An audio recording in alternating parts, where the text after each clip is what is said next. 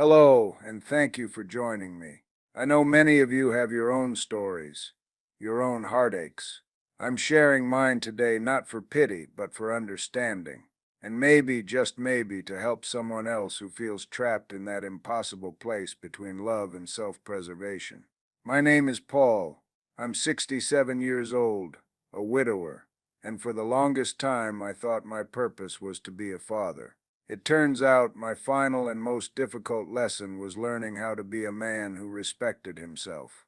It all came to a head last week, a week that felt like the culmination of a decade of slow-motion heartbreak. The person at the center of it was my daughter Jessica. She showed up on my doorstep last Tuesday looking like a ghost.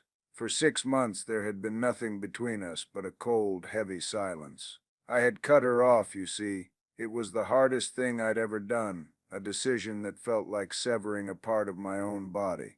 But I had no choice. The stealing had finally become more than I could bear. Not just money, which was bad enough, but things that held pieces of my soul, things that belonged to my late wife, Helen. But here she was. The rain was drizzling, making her hair stick to her pale cheeks. Her eyes were red and swollen, and when she saw me, her face crumpled. The tears looked real. The choked sob of "Dad" sounded real. She fell into my arms, weeping, her body trembling. And despite everything, a foolish, stubborn part of my heart ached for her. This was my little girl, the one I'd taught to ride a bike, the one whose scraped knees I'd bandaged. She was full of apologies, a torrent of them. She was sorry. She was so sorry. She'd been a fool. She'd made terrible mistakes. She'd been lost without me. She said she'd hit rock bottom and finally understood everything she'd thrown away. She begged me, right there on the porch, for a second chance. Just one more. And I told her yes. I looked into her tear-streaked face and said the words I'd been longing to say for 6 miserable months. I told her I forgave her. I saw a wave of relief wash over her, so powerful it was almost physical. But it wasn't the end. I told her, to prove it, to really start fresh. I wanted to do something to show her that I was putting my trust in her again. I wanted to add her as the sole beneficiary to my new online investment account. I explained I'd recently consolidated my retirement funds, moving everything into a high-yield portfolio with a modern online firm. Her eyes, still wet with tears, widened slightly. I took her into my study, my hand on her back, a gesture of reconciliation that felt profoundly false. I opened my laptop and showed her the website. It was impressive, all sleek lines and muted corporate colors, with a livestock ticker scrolling at the bottom. The name of the firm was Apex Wealth Management. The balance was displayed right there on the dashboard, $251,482.19. I told her I wanted her to have the login credentials, so she could feel secure, so she would know that no matter what, she was taken care of. I wrote the username and password on a small piece of paper and handed it to her. Her fingers trembled as she took it. Now, here's the part of the story where you'll decide if I'm a prudent father or a vindictive old man. The website, Apex Wealth Management, was a fake, a perfect, beautiful lie, built from the ground up by my oldest friend, Frank, who spent 30 years in cybersecurity. It wasn't connected to any bank. It didn't hold a single dollar of my money. Its only real function was to look convincing and to log every single keystroke typed into it. It was a test, a final secret examination of her character. It wasn't about revenge, not then. It was about proof. I needed to know, once and for all, if the daughter I loved was still in there, or if she had been completely consumed by the stranger who wore her face. I got my answer this morning.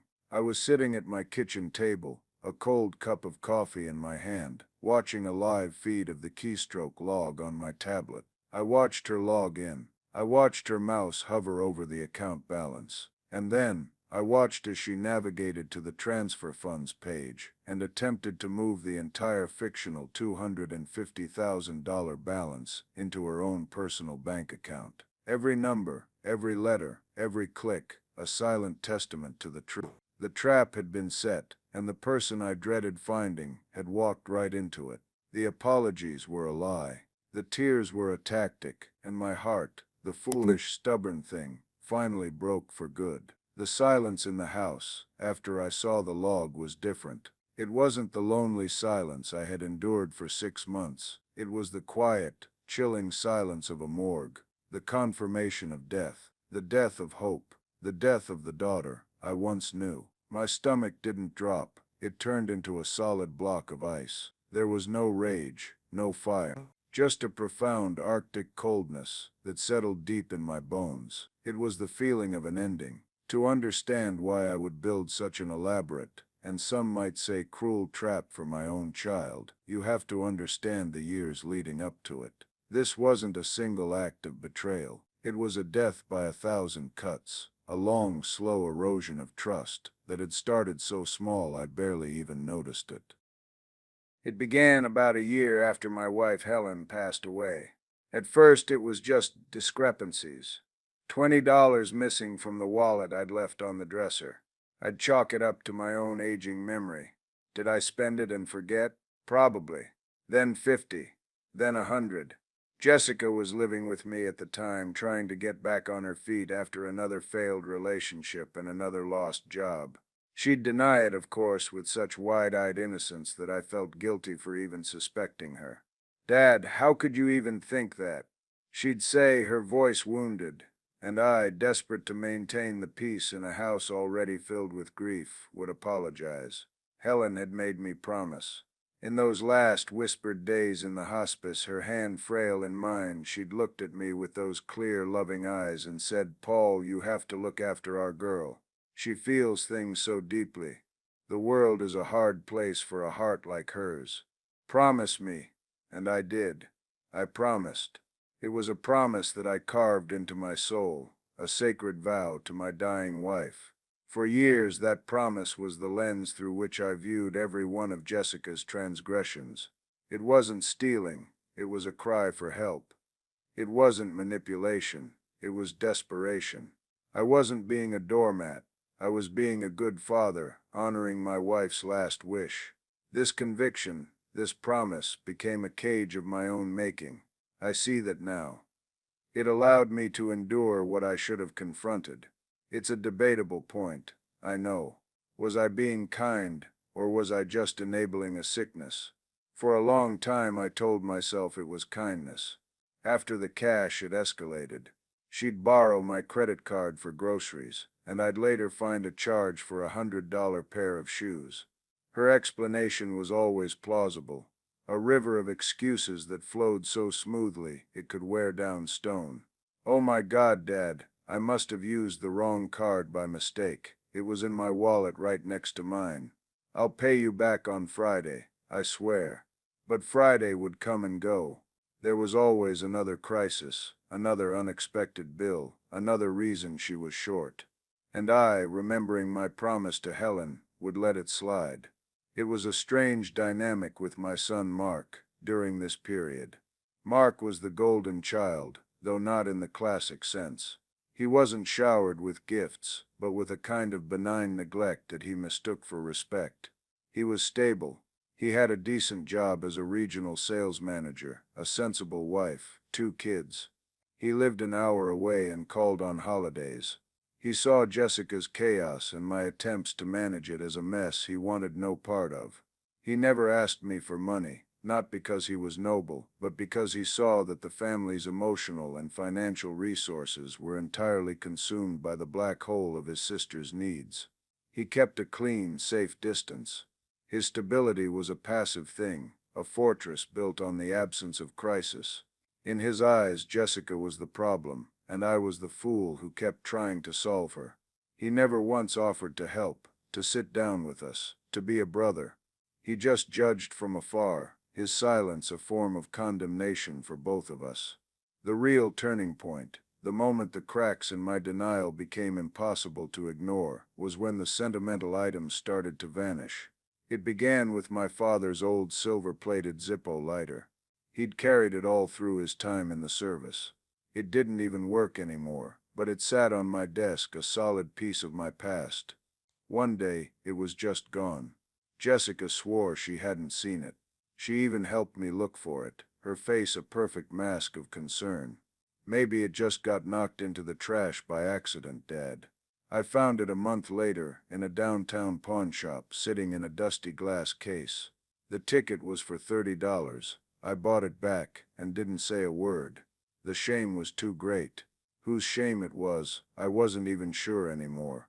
But the final unforgivable act, the one that led to me finally cutting her off, was about Helen's locket. It was a simple, gold-filled heart, not worth much in terms of money. But it was the first gift I ever bought her, when we were just kids, barely 18. She wore it every single day. When she was in the hospital, she made me promise to give it to Jessica. So she'll always have a piece of my love with her, she'd said. After Helen died, I gave the locket to Jessica in a small velvet box. She cried and clutched it to her chest, saying it was the most precious thing she owned. For about a year, I'd see her wearing it. Then I stopped seeing it. I asked her about it one day, casually. "Oh," she said, not meeting my eye. "It's so precious, I keep it in my jewelry box. I'm afraid of losing it." 6 months ago, I was cleaning out some of Helen's old things, a painful task I'd put off for too long. I found an old photo album, and inside was a picture of Helen wearing the locket, the day I gave it to her. Next to it was the original receipt, tucked into the plastic sleeve. It was from a small family-owned jewelry store that had been in our town forever. On a whim, driven by a cold dread I couldn't explain, I went to that store. Old Mr. Abernathy was still behind the counter, just as he had been for 50 years. I showed him the receipt. I asked him if he remembered the piece. He did, and then I asked him a question that made my throat close up. I asked if he bought back old gold. He said he did. I described my daughter Jessica. His face fell. "Ah, yes," he said softly. "The pretty girl with the sad eyes. She came in about 8 months ago," said he. "It was her grandmother's, and she needed money for rent. I gave her $150 for it." "I'm sorry, Paul. I assumed she had your permission." He told me it had been melted down weeks later.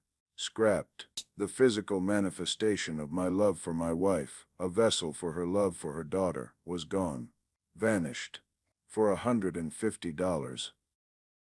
I went home and confronted her. There was no gentle lead-in. I just stood in the living room and said, "You sold Helen's locket." The transformation was terrifying. First came the flat denial. Then, when I told her I'd been to Abernathy's, the denial curdled into rage. It wasn't sadness or remorse. It was the fury of a cornered animal. "What, you're checking up on me now? Going behind my back? It was my locket. Mom gave it to me. I can do what I want with it." "She gave it to you so you would remember she loved you," I said, my voice shaking. "Well, her love doesn't pay the bills," she screamed, her face twisted and ugly. That was it. That was the moment the promise I made to Helen died, because I knew with a certainty that was absolute that Helen would never have wanted her memory to be used as an excuse for this cold, hard, transactional cruelty. I told her to pack a bag and get out of my house. The shock on her face was comical. She never believed I'd do it. She pleaded, she bargained, she threatened. But I was a stone wall. I packed a suitcase for her myself and left it on the porch. I locked the door and didn't watch her go.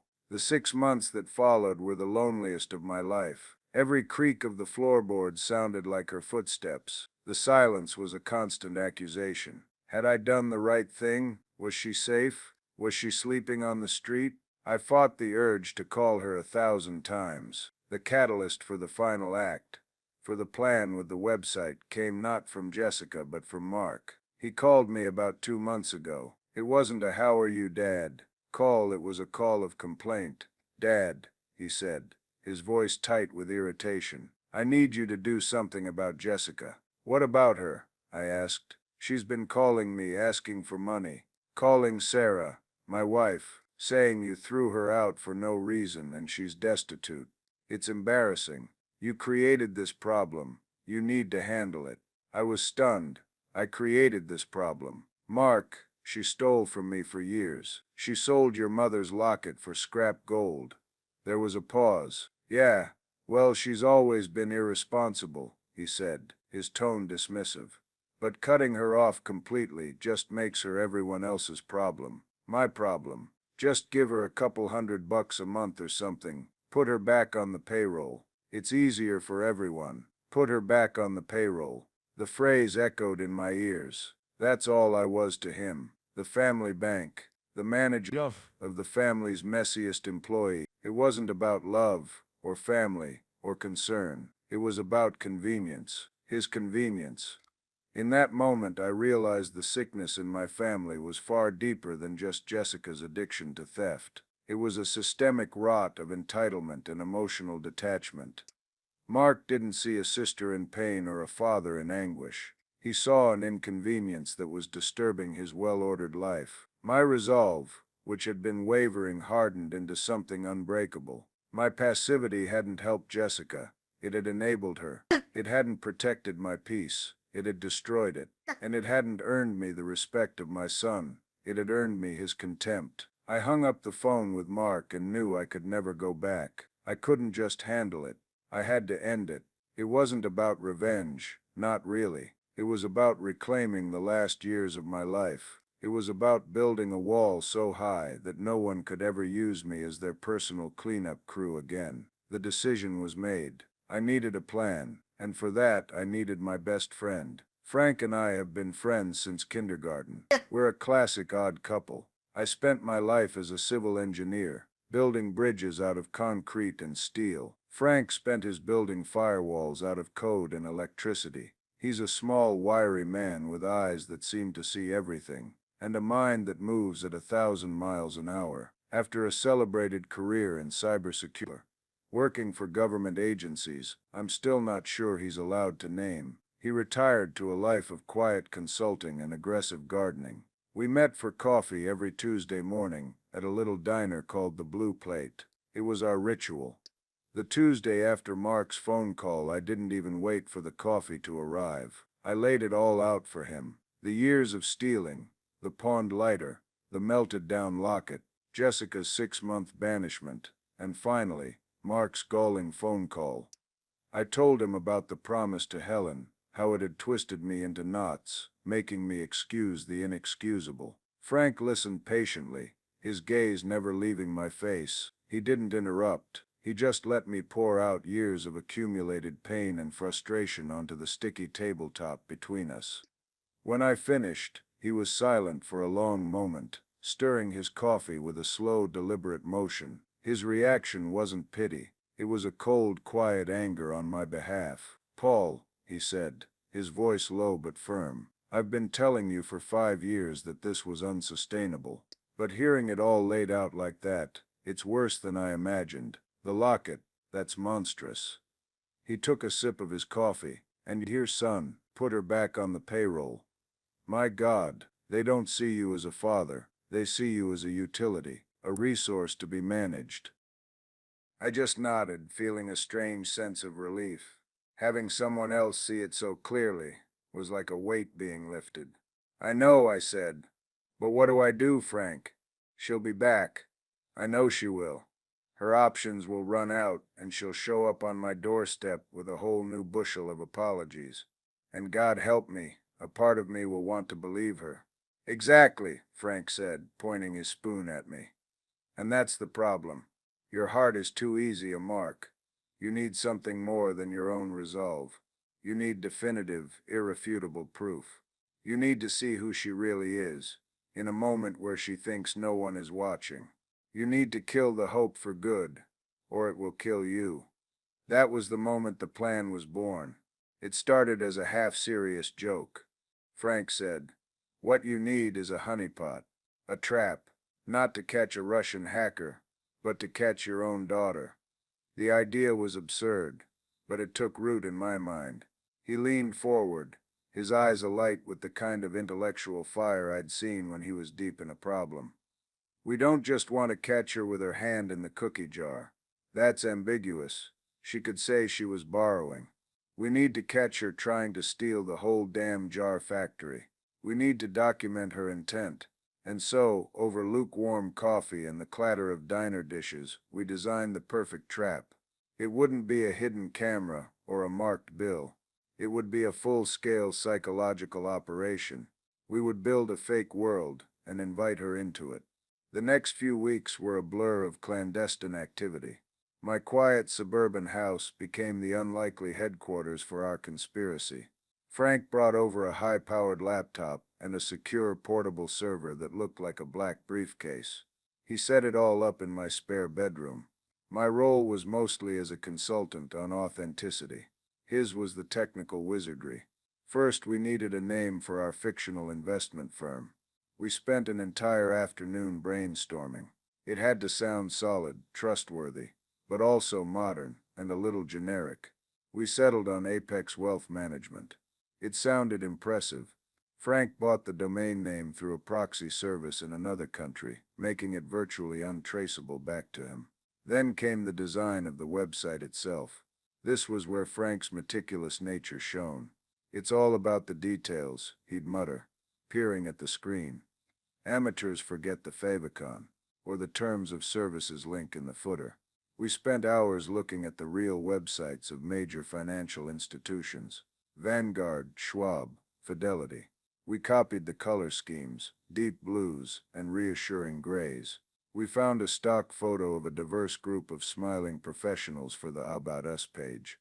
We wrote plausible-sounding corporate jargon about synergistic growth strategies and holistic portfolio management.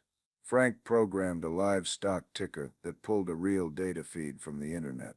He built a login page with a forgot password link that led to a dead end. He created a convincing-looking portfolio for me. We didn't want it to be a round number. Round numbers look fake. So we landed on $251,482.19. It was the result of a fictional initial investment plus a plausible 7% annual growth over the last several years. The portfolio itself was a mix of things I knew a little about: Apple stock, an S&P 500 index fund, some municipal bonds. It had to be believable if she asked me any questions. The true genius of the system, however, was the part the user could never see. Frank built a back-end dashboard that was, in his words, aggressively hostile. It would log everything: the IP address of the user, the time and duration of the login, every page they visited, and most importantly, every single key they pressed. "It's not just a keylogger," Frank explained, his pride evident. "It's a full session replay. We'll be able to watch a video of her mouse movements. We'll see every hesitation, every typo, every correction. We will see her thought process in action." There were moments during this process when a wave of nausea would wash over me. I'd be sitting in the spare room with Frank, the glow of the screens illuminating his face, and I'd think, "What am I doing? This is my daughter, my own flesh and blood. This is a level of deception that feels corrupting." I voiced this to Frank one evening. "This feels wrong, Frank," I said. "Like I'm stooping to her level. It's a lie. A massive, intricate lie." Frank stopped typing and turned to face me. His expression was serious. "Paul, is the lock on your front door a lie?" "What? No, of course not. It's a mechanism designed to keep out people who don't have permission to enter," he said. "It's a test of character. An honest person sees the lock and respects it. A thief sees the lock and looks for a way to pick it. All we're doing is building a very sophisticated, very specific lock. We're giving her the key. What she does with it, whether she respects the boundary or tries to blow the door off its hinges, is entirely on her. This isn't about you lying to her. This is about you giving her the opportunity to tell you the absolute truth." His logic was cold, but it was sound. It cut through my emotional fog. He was right. I wasn't prejudging her. I was creating a sterile environment for her to make a choice. And in a strange way, a tiny foolish part of me was praying she would pass the test. I pictured her logging in, looking around and logging out. I imagined her calling me and saying, "Wow, Dad, that's great. I'm so happy you're secure." That fantasy was the sliver of hope I was trying to kill or confirm. So we finished it. The website was perfect. The trap was set. Now all I had to do was wait. I knew she'd come. It was just a matter of when. I rehearsed my lines. I practiced my look of forgiving benevolence. I was an actor preparing for the most important role of my life, the loving father, welcoming his prodigal daughter back into the fold. The charade was ready to begin. The only unknown was the ending. The knock came on a Tuesday. I knew it was her before I even looked through the peephole. It was a hesitant knock, not the confident rap of a friend or a delivery person. It was the knock of someone who wasn't sure of their welcome. I took a deep breath, smoothed down my shirt, and composed my face into an expression of mild, pleasant surprise. When I opened the door, the sight of her still managed to punch the air from my lungs. She looked worse than I had imagined. She was thin, unnervingly so. There were dark circles under her eyes that no amount of makeup could hide. Her clothes, while clean, looked worn and cheap. This wasn't the vibrant, if chaotic, daughter. I remembered this was someone worn down by the world, and for a fleeting second, the script Frank and I had rehearsed went blank in my mind. All I saw was my little girl looking lost and broken. Then she saw me, and her carefully constructed composure shattered. Her chin trembled, and a great shuddering sob escaped her. "Dad," she whispered, and it was the sound of a drowning person spotting a raft.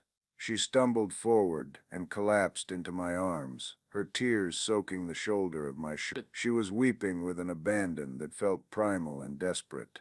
I held her, patting her back, the familiar motions of a father comforting a child coming back to me automatically.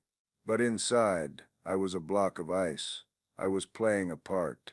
Every pat, every soothing sound was a line from a script.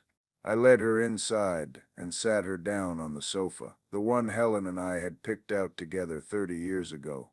I got her a glass of water, her hands shaking so much she had to use both of them to hold it. And then came the apologies. It was a monologue she must have practiced for weeks. A waterfall of remorse. "I'm so sorry, Dad. For everything. For the money, for the lies, for the locket." She finally said the word. Her eyes were fixed on the floor, her voice thick with what sounded like genuine shame. "There's no excuse. I was sick. I was a horrible person.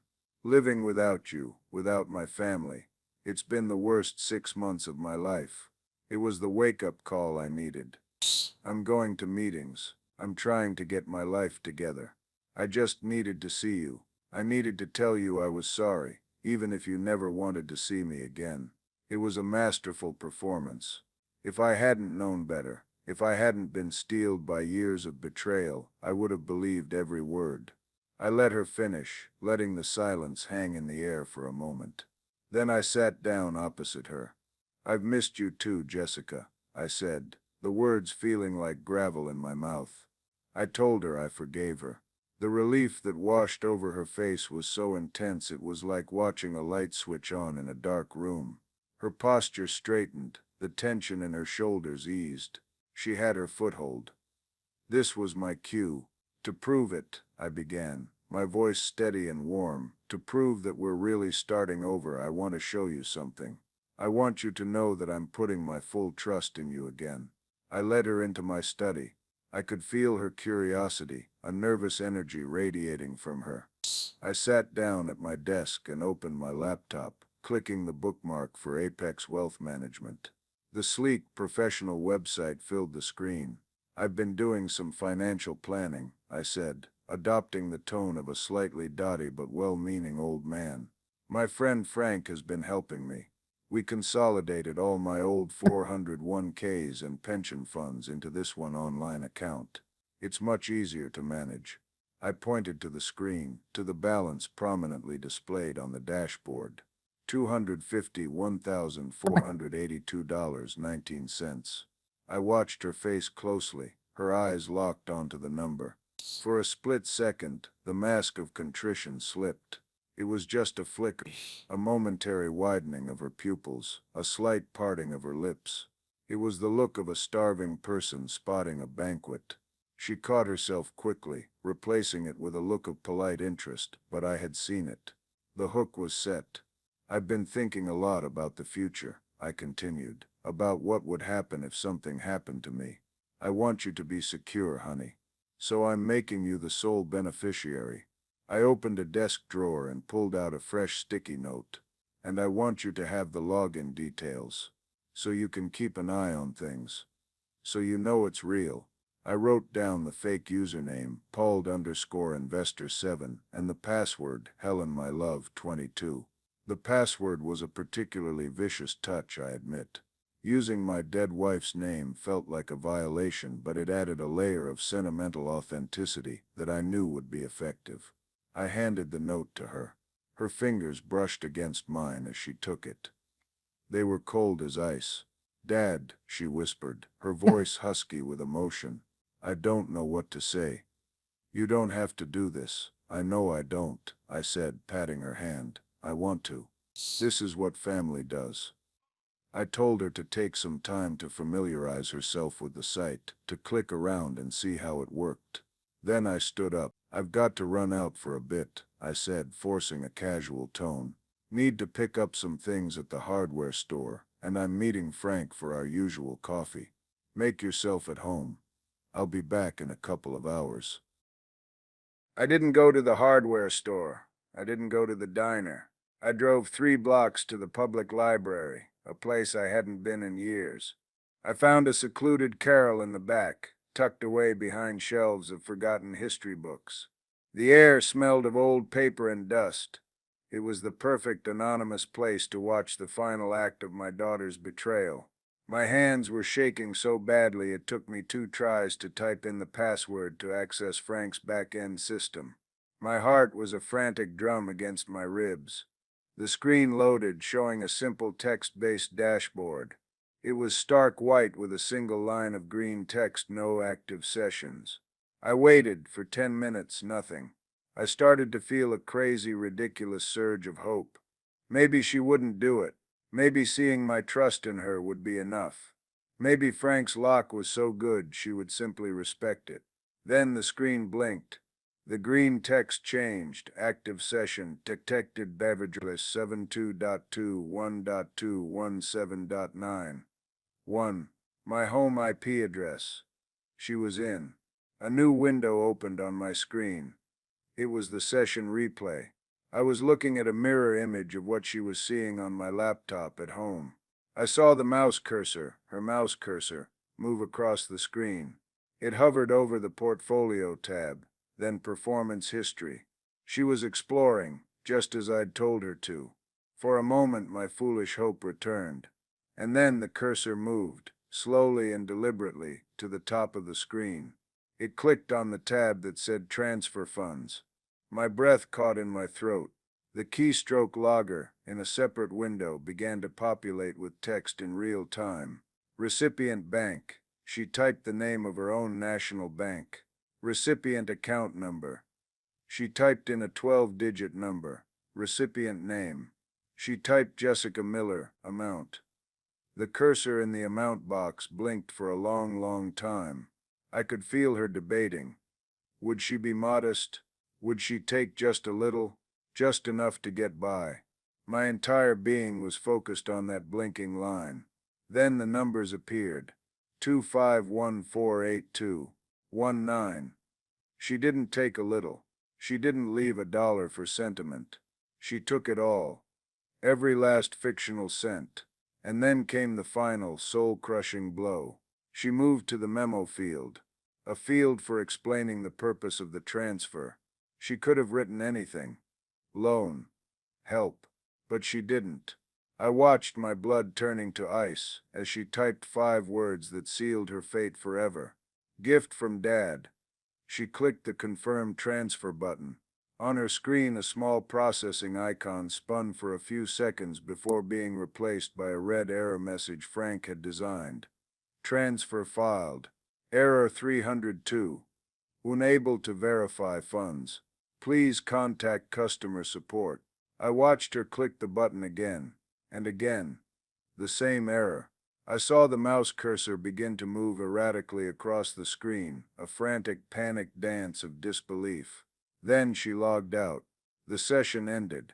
I sat there in the dead silence of the library, the glow of the screen illuminating my face. There was no rage, no tears, just a vast empty calm.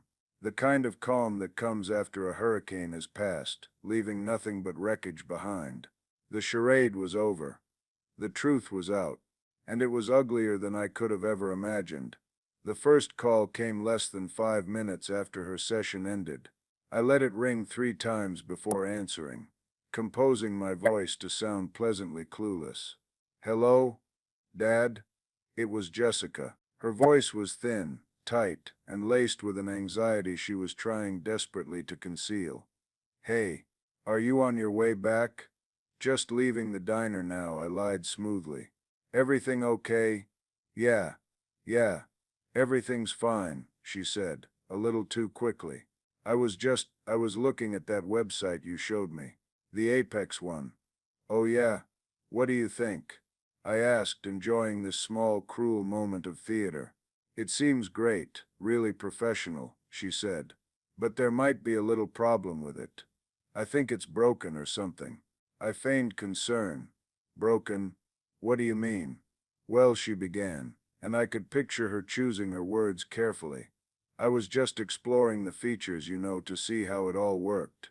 For you, in case you ever needed me to help you with it. And I tried the transfer function, just as a test, and it gave me this weird alert." The lie was so bald-faced, so insulting in its clumsiness, that I almost laughed. "Just as a test.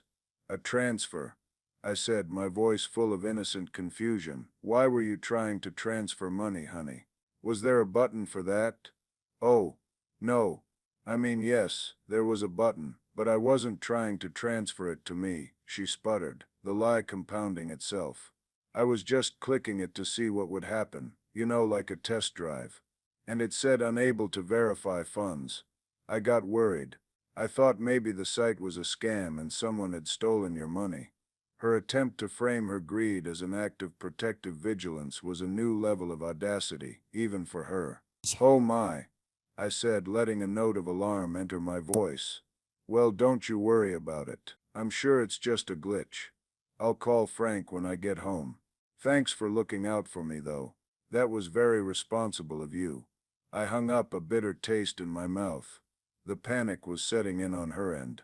The prize she thought was within her grasp had vanished, and now she was scrambling to cover her tracks. I knew the next phase of the operation was about to begin. She would activate the family network. An hour later, as I was pulling into my own driveway, my phone rang again. The caller ID showed it was Mark. I steeled myself. "Dad," he said, his voice clipped and authoritative, dispensing with any pleasantries. "Jessica just called me. She's in a total panic." "Is she?" I asked calmly. "Yes, she is. She says you've put all your money into some sketchy website and it's gone. She thinks you've been the victim of some kind of phishing scam." "For God's sake, Dad, I thought you were smarter than this." The condescension dripped from every word. He had seamlessly absorbed Jessica's narrative and was now using it as a cudgel. In his mind, the story made perfect sense.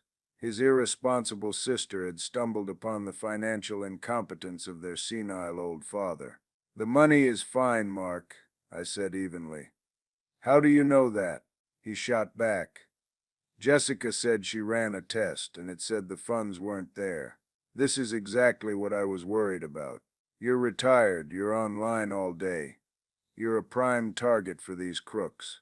I think it's time you let me handle your finances. We need to get you to sign a power of attorney. This is ridiculous." There it was. The power play. My son, the golden child, wasn't just judging from the sidelines anymore. He saw an opportunity. In his mind, my apparent vulnerability was his chance to finally take control, to manage the family utility properly, and prevent any more messy disruptions to his life. "Thank you for your concern, Mark," I said, the words precise and cold. "But that won't be necessary. I have the situation completely under control." "Clearly you don't," he said, his frustration boiling over. "Dad, listen to me." "No, Mark, you listen to me," I interrupted, my voice dropping. I will handle it. I will speak to you both tomorrow. And I hung up the phone. The final piece of the toxic trifecta fell into place that evening. A call from my late wife's sister, my sister-in-law, Carol. Carol had always been Jessica's chief enabler, a woman who believed Jessica was a fragile artist simply too sensitive for this cruel world. "Paul," she began, her voice oozing with a syrupy false sympathy. "Jessica called me. The poor thing is beside herself. She's so worried about you. After you two finally reconciled, for you to lose your entire life savings, it's just tragic. She feels responsible, like she should have been watching you more closely." The spin was breathtaking. In this version of the story, Jessica wasn't the thief. She was the vigilant guardian, crushed with guilt over my foolishness. "I haven't lost anything, Carol," I said, my patience worn down to a single thin thread. "Oh, Paul, denial is the first stage of grief," she said sagely. "You don't have to be embarrassed. It can happen to anyone. The important thing now is that you let the children help you." The children. The phrase was meant to diminish me, to put me in the role of a doddering elder who needed to be managed. That was the moment I knew the family meeting was not just necessary, but inevitable. They had, all on their own, assembled themselves into a firing squad. They thought they were coming to save me from my own incompetence. They had no idea they were walking into a final judgment. I felt a grim sense of satisfaction. They were making it easy for me. The family wasn't just fractured, it was a diseased organism, and I was about to perform the surgery myself. The next morning I sent a single text message to a group chat with Jessica and Mark. It read, "Be at the house at noon. We need to discuss my finances. Do not be late." The tone was deliberately imperious. I was no longer asking. I was commanding. I spent the next 2 hours preparing. This was not going to be an emotional shouting match. It was going to be a cold, factual presentation. An audit of our family's soul. I opened my laptop and connected it to the large television in the living room. I pulled up the Apex Wealth Management back-end dashboard, the session replay and keystroke log ready to go. But that wasn't enough. I wanted to show them the full scope of the problem. I opened a spreadsheet program. On one side I created a column titled Debits J. Miller. I started listing things from memory, a grim accounting of a decade of theft. I was conservative with my estimates. Cash from wallet, approx. 2013 to 2022, $5,000. Unpaid credit card charges, $8,500. Palm Zippo lighter, sentimental value. Priceless. Pawned silver flatware set, $1,200. I kept going. The list growing longer and longer, each line item a small painful memory. The final item was Helen's gold-filled locket, $150. At the bottom, I put a rough total over $20,000 in cash and goods, not to mention the items whose value couldn't be quantified. On the other side of the spreadsheet, I made a single entry under a column titled Intended Debit. It read, Apex Wealth Management Account, $251,482.19. I printed out the spreadsheet, a single damning sheet of paper. Then I sat in my armchair, the printout on the coffee table next to me, and I waited. They arrived together, a united front. Jessica looked pale and anxious, her eyes darting around the room as if looking for an escape route. Mark was the opposite. He strode in with a briefcase, dressed in a suit, the very picture of a man arriving to take charge. He had the smug, impatient look of a predator who thinks his prey is already cornered. "Dad," Mark began, not even waiting to sit down. He placed his briefcase on the coffee table with a thud. "I'm glad we're doing this. I've already spoken with a financial advisor, a guy from my firm. He's very good. He's going to help us get everything straightened out. First things first, we need to file a police report about that scam website and start the process of getting you a durable power of attorney." I held up a hand, a gesture that stopped him mid-sentence. "Sit down, Mark. My voice was quiet, but it carried a weight that surprised even me. He hesitated, then reluctantly sat on the sofa next to his sister. Before we talk about financial advisors, I said, leaning forward slightly, let's clear up the matter of the Apex Wealth account. Jessica, you said you were worried I was being scammed. I was, Dad, she said, her voice a tremulous whisper. The site, it didn't work. Oh, it worked perfectly, I said. It just didn't do what you wanted it to do. It did exactly what it was designed to do. I picked up the remote and turned on the television.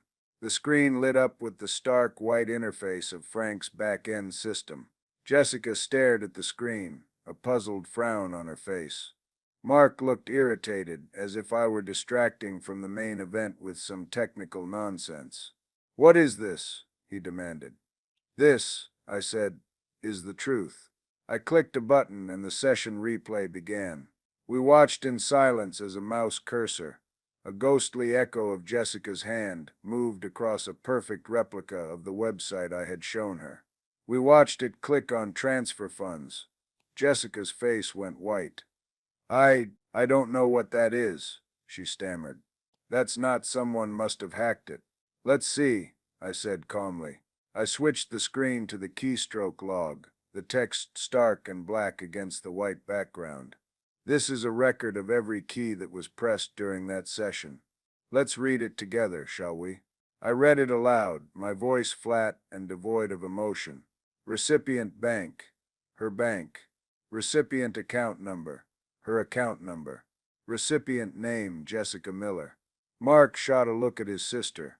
Her jaw was slack, her eyes wide with panic. The smug certainty was draining from his face, replaced by a dawning, horrified confusion. I continued. Amount $251,482.19. And then the final words. Memo gift from Dad. A dead silence descended on the room. It was so quiet I could hear the hum of the refrigerator in the kitchen. Mark slowly turned his head to look at Jessica, who was now staring at her hands in her lap, her whole body trembling. She wouldn't look at him. She wouldn't look at me. Her first defense was a choked sob. Then came the anger. Her head snapped up, her eyes blazing with a cornered animal's fury. You set me up, she shrieked, pointing a shaking finger at me. This was a trap. You wanted me to fail. You never forgave me.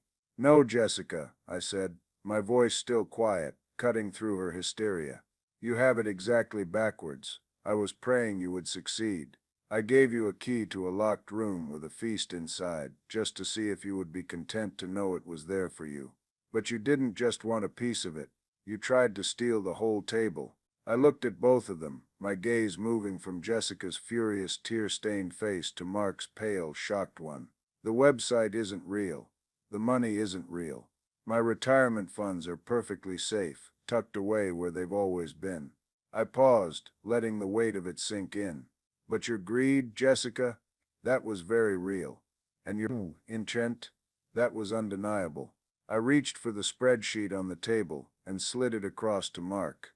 You were worried I was being scammed, Mark, and you were right. I have been, for years. He picked up the paper, his eyes scanning the list of items. I saw his expression shift again from shock to a deep, sickening comprehension. He looked at the total. He looked at the locket. He looked at his sister, and for the first time I think he saw her for who she really was. Not a lovable mess, but a thief who had systematically plundered their father's home and heart. I stood up. I was done. This is the new reality, I said, my voice resonating with finality. Jessica, you are no longer welcome in this house. The apologies, the tears, it was all a game, and I'm not playing anymore. I then turned my attention to Mark. And you were so eager to take control, so quick to believe I was an incompetent old fool, and she was the concerned daughter. You didn't call to ask how I was. You called to complain that your sister had become an inconvenience. So here is my decision. You can choose to support her in this. You can choose to continue this narrative, that I am the cruel one, that I am the problem. But if you do, your key to this house will be left on the table, on your way out. The choice is yours. But the days of me being the family utility are over, effective immediately. The aftermath was exactly what you would expect. Jessica exploded. She screamed. She cried. She called me a monster, a cruel, vindictive old man who had entrapped his own daughter. It was a spectacular performance of victimhood, but the audience was no longer buying it. Mark just sat there, staring at the spreadsheet in his hands, his face ashen. He didn't look at her. He didn't defend her. He just sat in stunned silence as his entire perception of our family collapsed in on itself. Jessica finally ran out of words and stormed out, slamming the door so hard a picture on the wall rattled. Mark remained on the sofa for another full minute, not moving. Then, slowly, he folded the spreadsheet, stood up, and walked to the door. He didn't say a word to me. He didn't look back. He just left, closing the door quietly behind him. The silence that filled the house in that moment was profound. It wasn't the heavy, lonely silence I had grown used to. It was a clean silence, a peaceful silence. It was the sound of a fever breaking. The next day I had a locksmith come and change every lock on the house. That evening Frank came over.